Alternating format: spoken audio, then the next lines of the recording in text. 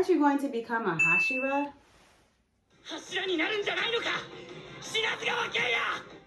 Aren't you?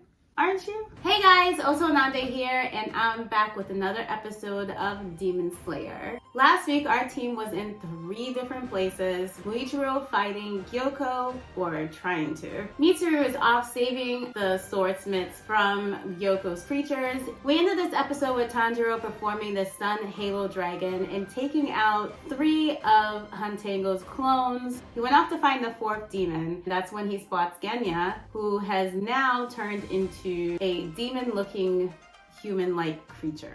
Genya has also taken the head off of Aizetsu, which is where we left off. Let's start off by talking about Muichiro. In my last video, I made a point that Muichiro has a lot of strength for just standing there with all the needles in his face and body, and now Muichiro is in a water prison pot. Unfortunately, throughout this whole entire episode, he's still unable to get out. I guess we will have to wait another week to find out if he makes it out okay.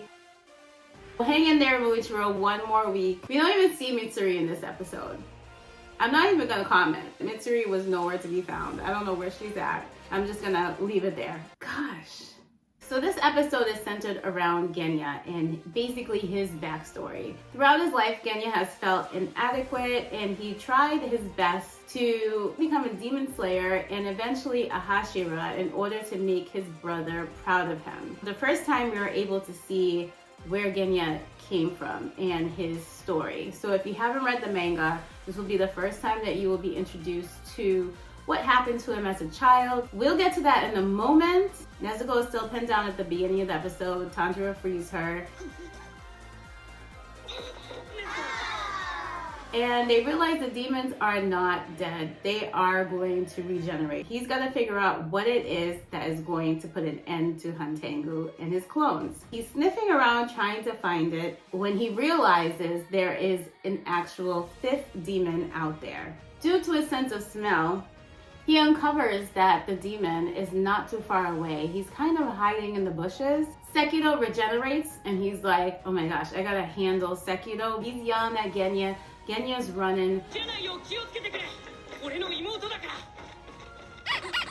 Hantango's clones, all of them, are like, oh hell no. They're gonna find him. They're trying their best to stop Genya, stop Tanjiro, stop Nezuko. Tanjiro's sword is still red. It's still there, which is really helpful because it really does burn the demons. One thing I noticed is Karaku's fan. At the start, when Hantango came and Karaku used his fan, there was this big, huge green blast that just blasted Muichiro so far away. Like, he still has yet to come back to the battle that he originally started to fight. It's like easier to dodge, you know, it's not as powerful, it seems. It just seems like it was a lot more powerful at the beginning. Comment below if you think the same, like what happened. Sekido regenerates. I need Genya to go get this 5th creature. And once he finds this 5th one, very shocking. I was expecting to see the 5th Hantango clone, the short guy, but I mean, this was like crying Hantango, a very puny, mouse-sized Hantango that's hiding in the bushes and running for his life.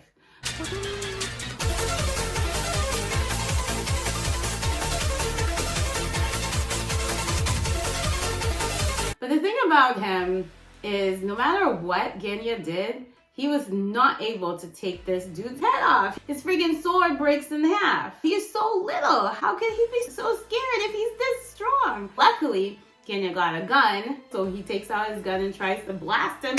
Nothing happened. This dude is invincible, and he's 4 inches tall.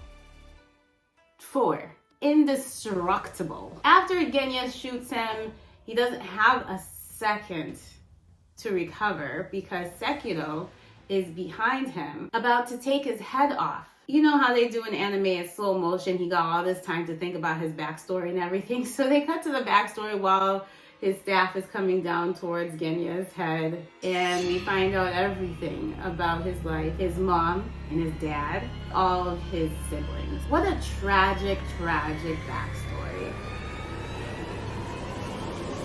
I feel truly sorry for the Shinazugawa family. Except for his father, he was not a good guy. This man was abusive.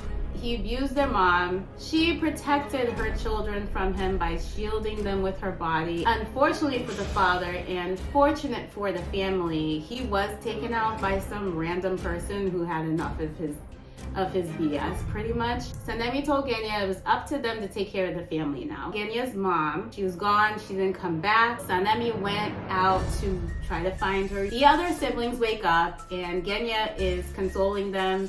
Mom's gonna be right back. Big brother is gonna be right back. Everything will be okay.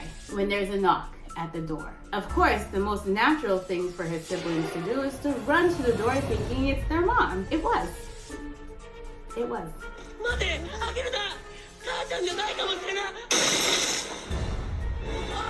Their mom's a demon. She immediately takes out all of them except for Genya. Genya's screaming and Sanemi comes at the right moment. Not at the right moment, I mean a second too late to save his other siblings. Genya is left scrambling to try to save his younger siblings from certain death. He goes out to get help. And Sanemi has taken care of the problem, but now this problem has turned back into their mom, and he realized that Sanemi had killed their mother, but he didn't put two and two together. He blatantly calls his brother a murderer. At that moment when Genya is about to have his head taken off, he feels so sorry for saying that to his brother and he wants to apologize, but it's too late. Ultimately, Tanjiro saves him from Sekido. So Aizetsu comes out of nowhere and hits them with weeping spears. Yet another blood demon art form we have yet to see. He just blasts them. Genya positions himself in front of Tanjiro, basically saving him, but he's left riddled with all these humongous holes. And like I said, do Demon Slayers feel any pain? Pieces of him are missing. He's still standing. We know Genya can regenerate, but still, it's gonna take him some time to regenerate. We end this episode with Genya telling Tanjiro he tried to take Huntango's head off, he couldn't do it, and so now Tanjiro has to do it himself.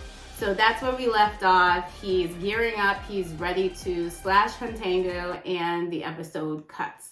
The end. I thought it was midway, honestly. I didn't think it was over, but yeah, that's how it is. So I like this episode a lot. I wish that they had brought Mitsuri back, at least for a little bit, and stayed on what's happening with Muichiro. We can't get everything we want. It's only a 23-minute episode. Don't forget to like this video, and if you haven't subscribed, please subscribe to my channel. Bye!